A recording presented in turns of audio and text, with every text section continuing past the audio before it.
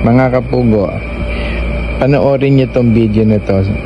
Sigurado ko marami kayong matututunan at makakatulong to sa inyo para sa malulusog at para maka-improve din sa kita kung ginagawa niyo itong negosyo.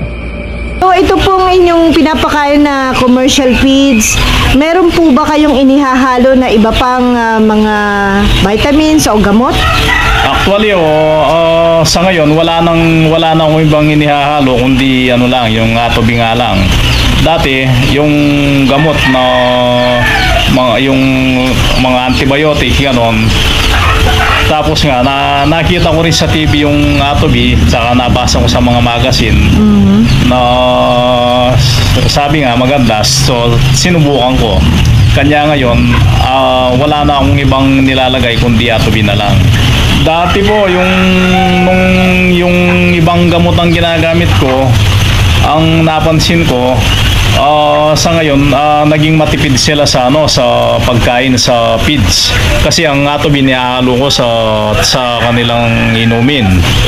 Yun ang unang napansin ko na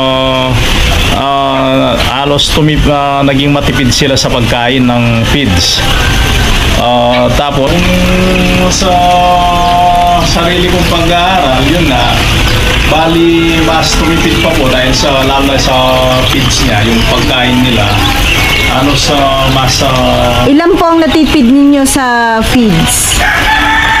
Mga sa loob ng isang linggo, nasa malapit sa dalawang sakong feeds ang sa natipid ko. Malaking katipiran po yan, ano ho? Malaking bagay po, malaking bagay. Dahil yun, siyempre, inobserbahan ko rin kasi.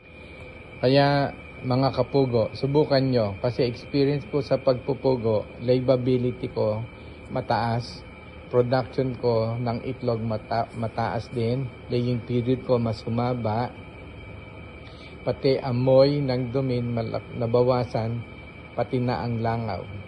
Baka ito yung baka makatulong sa inyo to.